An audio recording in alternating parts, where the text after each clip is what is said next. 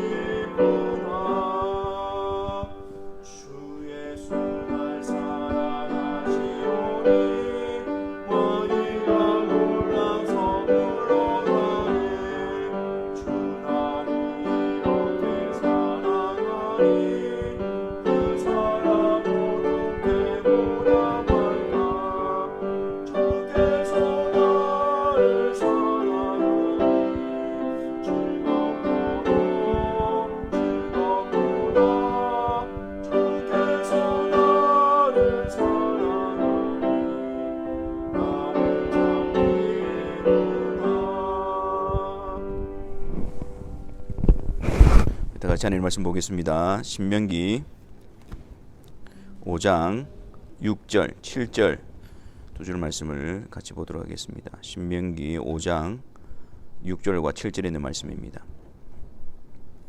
같이 읽겠습니다. 나는 너를 애굽 땅 종되었던 집에서 인도하여 낸 내 하나님 여호와라. 나 외에는 다른 신들을 내게 두지 말지니라. 아멘. 우리가 계속해서 이제 신명기에 나타나고 있는 십계명에 대해서 살펴보고 있습니다.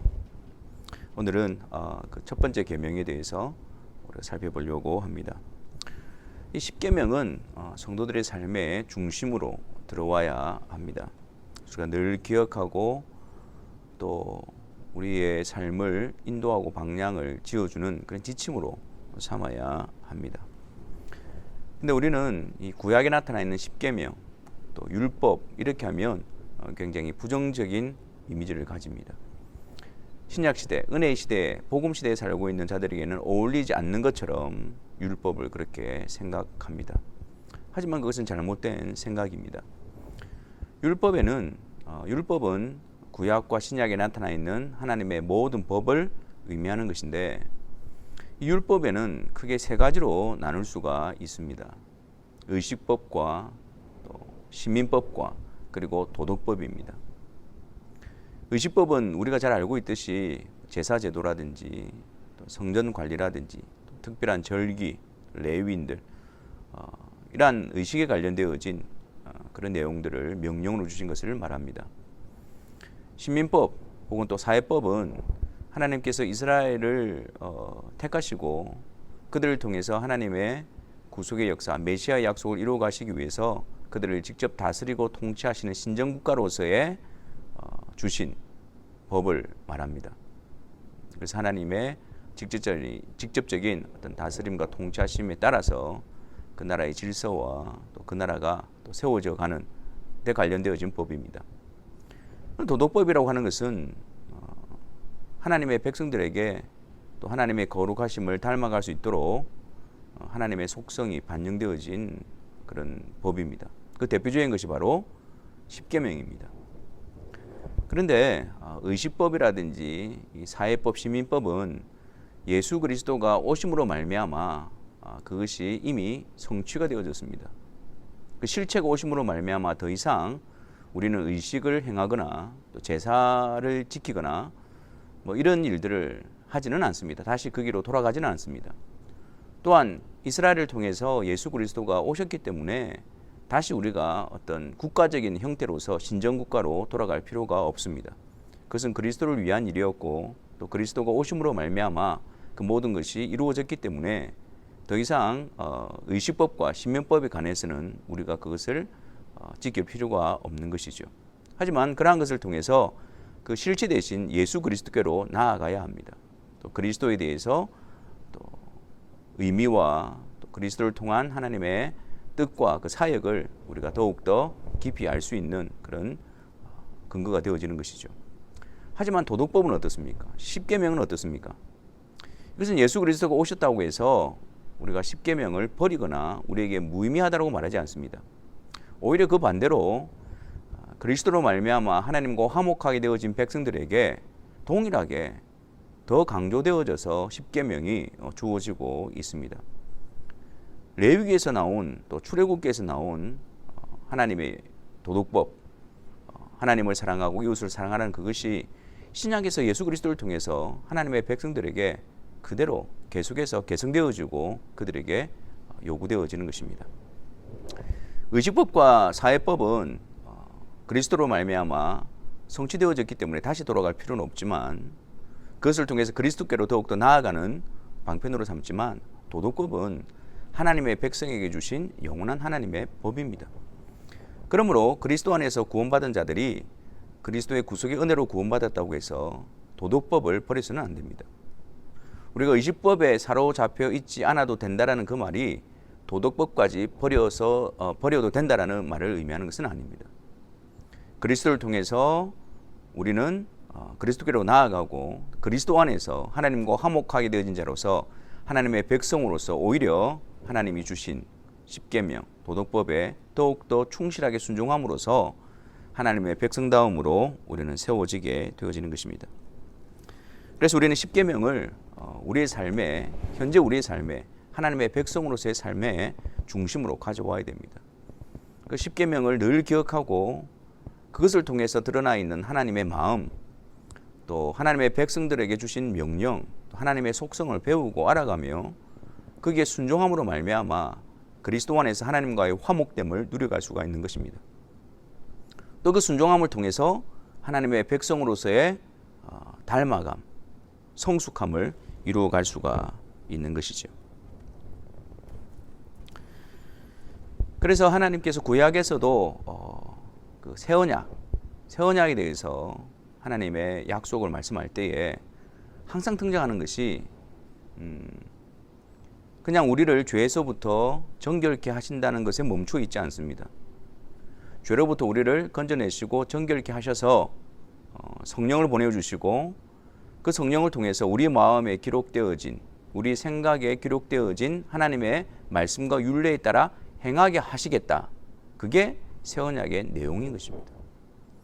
복음이라는 것도 단지 우리는 아무것도 할 수가 없고 예수님의 구속의 은혜로서 우리가 구원을 받았다는 데서 끝내는 것이 아니라 예수 그리스도의 구속의 은혜로 구원받은 자들이 되었기 때문에 그 그리스도 안에서 새로운 피조물로서 하나님의 백성되온 자로서의 삶으로서 하나님의 말씀이, 율법이, 십계명이 주어지고 있는 것입니다. 그래서 이 하나님의 법에 따라 순종한다는 것은 하나님과 화목하게 되어진 백성들의 특권입니다. 그리고 우리가 하나님과의 화목을 누리는 방편입니다.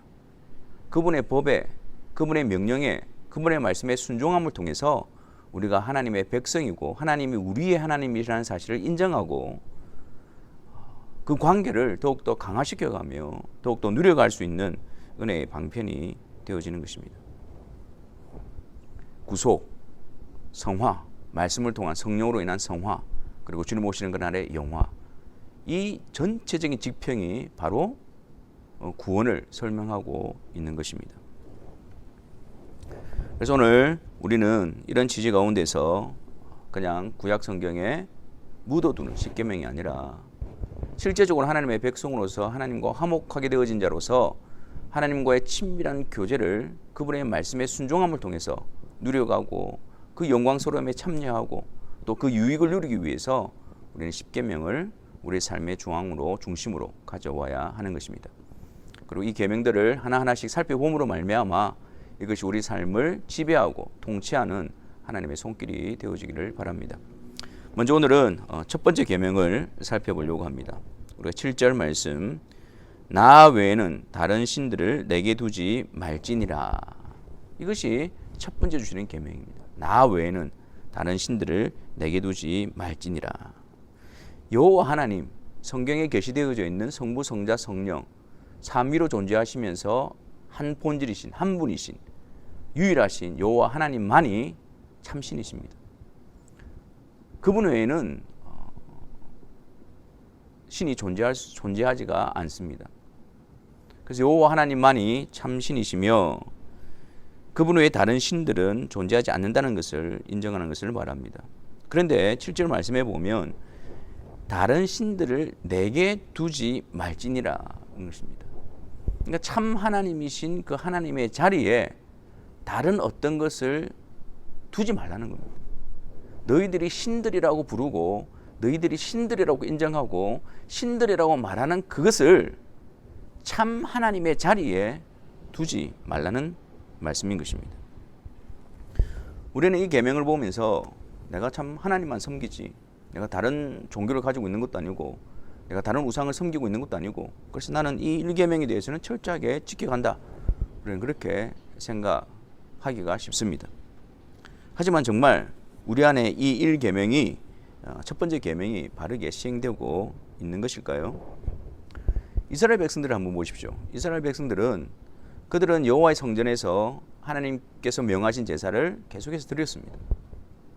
그와 동시에 그 성전 안에서 우상을 세워놓고 우상을 숭배했습니다. 혼합되어져 있었죠. 그래서 그들은 여호와를 섬긴다라고 생각한 거예요. 여호와를 우리의 하나님으로 우리의 신으로 우리는 섬기고 있습니다. 계속 성전에서 제사를 지내고 있었으니까. 그와 동시에 그들이 실제적으로 우상을 숭배하고 있었다는 거죠. 그 모습은 여호와를 신앙하고 여호와를 섬기는 것처럼 보였지만 실제적인 그들의 모습은 우상을 숭배하고 있었던 것입니다. 여호와의 그 자리에 다른 신들을 두고 섬기고 있었던 것이죠. 우리도 자칫 잘못하면 이러한 미혹에 빠질 수가 있습니다. 우리의 그 모습은 하나님 외에 다른 신을 섬기지 않지요. 하나님께만 예배를 드리지요. 하지만 실제적으로 우리 속에 다른 우상이 하나님 자리에 차지하고 있을 수 있는 것입니다. 그리고 이것은 우상만을 이야기하는 것이 아닙니다. 세상에 있는 어떤 것이라도 하나님 자리에 놓여져 있는 것이라면 하나님처럼 우리가 신뢰하고 하나님처럼 의지하고 하나님처럼 그것을 붙들고 있다면 그 자체가 나 외에 다른 신들을 두고 있는 것입니다. 물질, 재물, 쾌락, 또 세상의 힘, 모든 것들이 다 하나님 자리에 차지하고 있을 때 그것은 우리가 일계명을 우리는 무시하고 있는 것이죠. 내가 하나님을 섬기고 있지만 실제적으로 내가 붙들고 있는 것이 이 세상의 물질이라고 한다면, 내가 하나님에 대한 고백을 가지고 있지만 알고 있다고 하지만서도 실제적으로 내가 섬기고 있고 내가 사랑하고 있고 나의 온 관심을 차지하고 있는 것이 물질이고 세상의 것이라고 한다면 그것이 우상이 되어져 있는 것입니다. 하나님 없어도 그것만 있으면 모든 것을 할 수 있고, 하나님 없어도 그것만 있으면 나의 모든 상황 가운데서 구원받을 수 있고, 하나님 없어도 그것만 있으면 내가 모든 상황 가운데서 위로받을 수 있다, 만족을 누릴 수 있다. 바로 그게 하나님 자리에 다른 것을 두고 있는 우리의 실제적인 모습인 것입니다. 이런 식으로 따지고 보면 우리가 살아가는 모든 현실 속에서 일계명에 대한 유혹이 도처에 늘려져 있습니다. 구석구석에서 우리를 시험하고 우리를 미혹하고 있습니다. 이스라엘 백성들이 왜 여호와 하나님을 섬기면서 동시에 바알과 아세라를 섬겼을까요?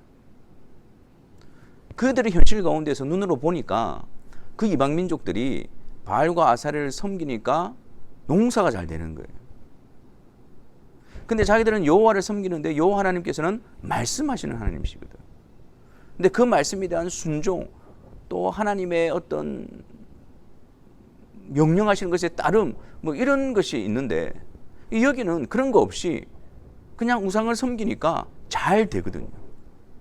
육신의 만족과 풍요와 번영을 누리게 되는 거예요.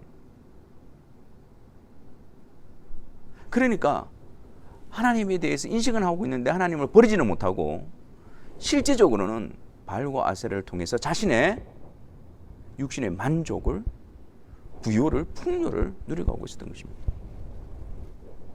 우리들도 이 세상에서 하나님에 대한 어떤 양심, 하나님에 대한 지식은 가지고 있어서 하나님을 섬겨야 된다는 사실을 알고 있지만 이 현실 세계에서 실제적으로 힘과 능력으로 나타나는 그런 부분에 대해서 그것을 우리가 하나님처럼 의지하고 신뢰하려고 하는 그런 미혹과 그런 유혹 가운데 우리가 늘 세워져 있는 것입니다. 그럴 때마다 우리는 이 말씀이 우리에게 나팔이 되어져야 합니다. 나 외에는 다른 신들을 내게 두지 말라. 여호와 하나님만이 참신이시며 여호와 하나님 외에는 다른 신이 없으며 여호와 하나님만이 내가 의지하고 신뢰하고 섬기는 하나님이십니다. 그 자리로, 일계명의 자리로 우리는 계속해서 돌이켜 가야 하는 것입니다. 우리의 말과 우리의 생각과 우리의 마음과 우리의 행동을 보십시오. 정말 하나님만이 참된 하나님이십니다. 하나님만이 창조주이십니다. 하나님만이 구속주이십니다. 하나님만이 모든 것을 지배하시고 다스리시고 통치하시고 인도하시는 분이십니다. 라는 믿음으로부터, 그 믿음을 통해서 우리의 말과 우리의 행동과 우리의 마음이 지배를 받고 있느냐? 아니면 알고는 있지만 실제적으로 다른 것에 의해서 우리가 지배를 받고 있는 것은 아닌가? 우리 자신들을 점검할 수가 있어야 합니다. 하나님께서 우리를 구원하여 주시고 또 하나님이 우리의 아버지가 되어 주시고 그 하나님께서 참된 하나님이심을 우리에게 나타내 보여주십니다. 우리가 그분의 백성이 되어져서 그분을 섬긴다는 것은 그 어떤 것과도 바꿀 수 없는 영광스러운 일입니다. 그 무엇과도 비교할 수 없는 우리의 복됨입니다. 이러한 유혹과 세상의 그 무엇이 우리 안에 하나님의 자리를 대신하려고 할 때 우리의 마음이 하나님이 아니라 바알과 아세라의 시선을 빼앗기려고 할 때 그때 우리는 이 1계명 앞에 첫 번째 계명 앞에 다시 세워져야 합니다. 우상에게 드리는 자들의 끝이 무엇이겠습니까? 그것이 소멸할 때에 똑같은 종말에 처해지게 될 것입니다. 하지만 참된 하나님을 섬기는 자들은 그 하나님과 화목하게 또 그 하나님께서 약속하신 그 영광스러움에 서게 되어질 것입니다. 우리가 다시 한 번 더 하나님을 섬긴다는 이 복된 자리, 하나님을 알고 하나님을 의지하고 하나님의 말씀에 순종하며 나아간다는 이 복된 자리에 놀라운 은혜를 깊이 깨닫는 시간이 되어지기를 바랍니다.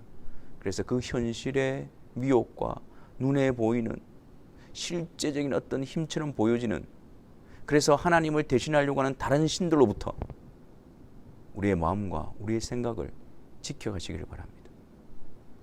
나 외에는 다른 신들을 내게 두지 말지니라. 내가 너의 하나님이다. 내가 너를 구속하여낸 구속주이다. 내가 너를 지은 창조주이다. 내가 그리스도로 말미암아 너의 아버지다. 그 믿음의 고백으로 하나님만을 섬겨가시면서 또 그 하나님의 말씀에 순종하는 기쁨을 누려가시면서 또 이 세상 가운데서 참되신 하나님을 알고 그 하나님을 의지하고 그 하나님을 섬겨가는 그 영광스러움 속에서 믿음의 경주를 계속해서 감당하시는 우리 모두가 되시기를 주님의 이름으로 축원합니다. 우리 시간 함께 이 계명을 가지고 하나님 앞에 기도하는 시간을 가졌으면 좋겠습니다. 여러분, 우리가 이 계명을 지키기 위해서 얼마나 치열하게 얼마나 몸부림치며 우리가 세워져 있었는가를 점검합시다. 그냥 그 모습만 하나님을 부르고 하나님께 예배한다고 해서 우리가 정말 이 하나님만을 섬겨가고 있는 자로서 세워지고 있는지 우리 자신들을 점검합시다. 말은 하나님이라고 이야기하면서 실제적으로 우리가 섬기는 신은 무엇입니까? 그 자리에 자리 잡고 있는 것은 무엇입니까? 이 시간 그 모든 것들을 다 주님 앞에 내어놓고 하나님만이 나의 왕이십니다. 하나님만이 나의 주관자이십니다. 하나님만이 참된 신이십니다. 기쁨으로 하나님을 섬기며 하나님을 의지하며 하나님의 말씀에 순종하는 힘과 능력을 더해달라고 하나님을 섬기는 자로서 이 세상을 걸어가게 해달라고 우리 하나님 앞에 함께 기도하는 시간을 가지도록 하겠습니다. 기도하시겠습니다. 사랑의 하나님 아버지,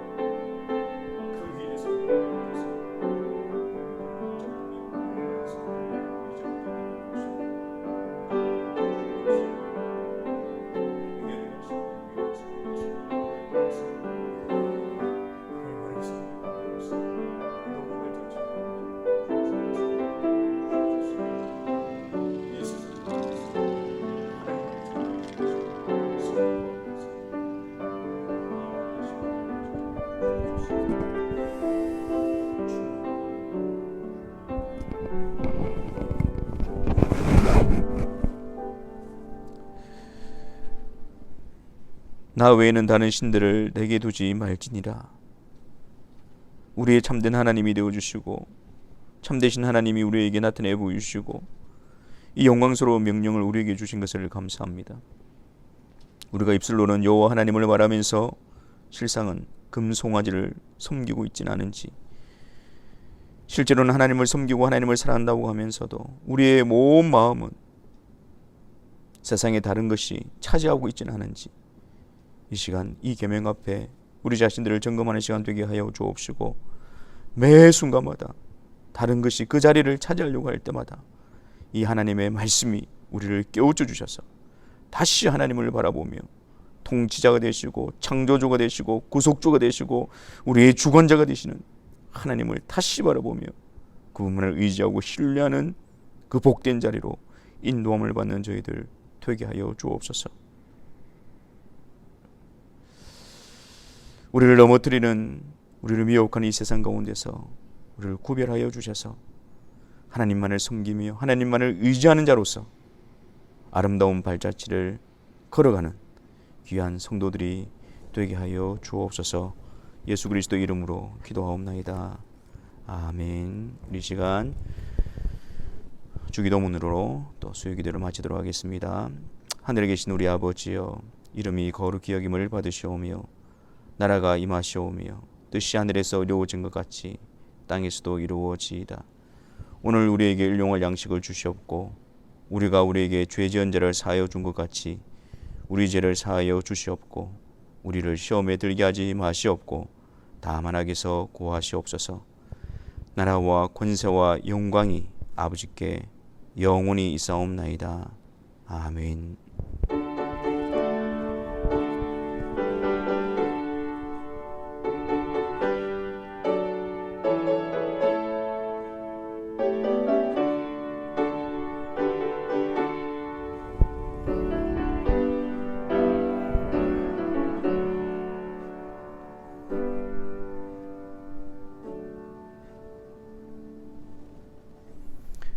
수요기도를 마쳤습니다.